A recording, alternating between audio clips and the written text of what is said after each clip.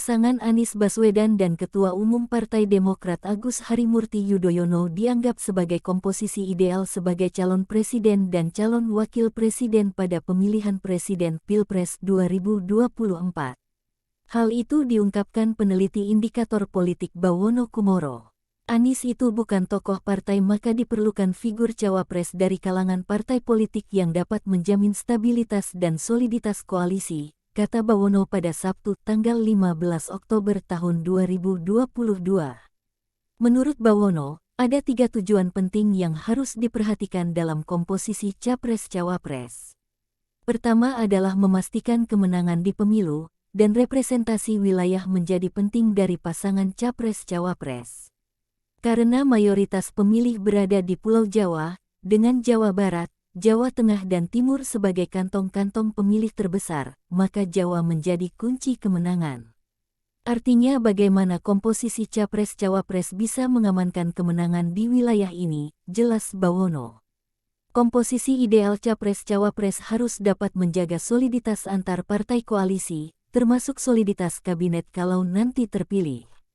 Sementara itu, peneliti utama dari Public Institute, Sufianto mengungkapkan, figur Ketua Umum Partai Demokrat AHY bisa menjadi kunci kemenangan dalam Pilpres 2024 nanti. Hal itu berdasarkan perilaku pemilih di 6 provinsi se-Jawa pada Agustus sampai September tahun 2022. Dia mengatakan, figur cawapres yang akan dipilih bakal menentukan kemenangan bagi capres mendatang. Menurutnya, survei se-Jawa menunjukkan ada 5 tokoh dengan elektabilitas tinggi sebagai cawapres. Mereka adalah Gubernur Jateng Ganjar Pranowo 12,4%, Ketua Umum Partai Demokrat Agus Harimurti Yudhoyono 11,5%, Gubernur DKI Anies Baswedan 10,3%, Gubernur Jabar Ridwan Kamil 9,8%, dan Menteri Pariwisata Sandiaga Uno 6,5%. Dari 5 nama itu, Sufianto menilai AHY paling potensial memberikan insentif suara terhadap capres yang berpasangan dengannya nanti. Lebih dari 50% basis pemilih Demokrat sudah solid memilih AHY. Sudah tentu ini jadi modal bagi capres yang berpasangan dengan AHY, ungkapnya. Tingginya elektabilitas AHY sebagai cawapres tersebar merata di berbagai kalangan pemilih, baik itu pemilih berdasarkan usia, jenis kelamin, agama, tingkat pendidikan, pekerjaan, penghasilan, dan organisasi massa ormas. Survei se-Jawa dari Public Institute ini menemukan publik lebih memposisikan AHY sebagai cawapres daripada sebagai capres.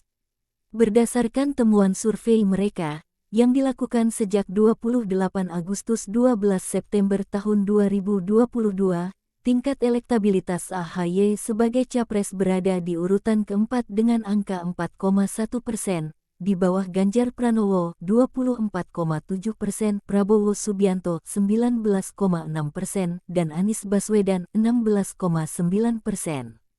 Sementara pada posisi cawapres, AHY berada pada urutan 2 dengan elektabilitas 11,5%, selisih tipis dari Ganjar yang mencapai 12,4%. Artinya masyarakat itu sudah punya pilihan. Jadi dalam riset voting behavior, ada pemilih yang cenderung menempatkan tokoh-tokoh tertentu sebagai calon presiden atau calon wakil presiden, katanya. Sedangkan pakar political branding lulusan LSE London Diska Putri Pamungkas, menilai kuatnya dukungan terhadap AHY merupakan bentuk pilihan rasional dan juga emosional masyarakat. Meski banyak generasi muda dan segmen perempuan yang suka pada AHY secara emosional dan visual, di balik itu ada alasan rasional yang membuat mereka tertarik pada AHY, seperti kebutuhan untuk mendapatkan pemimpin yang tegas dan jujur. Latar belakang AHY sebagai perwira militer diyakini bisa mengisi kebutuhan ini. Apalagi rekam jejak AHY bersih, kata Diska.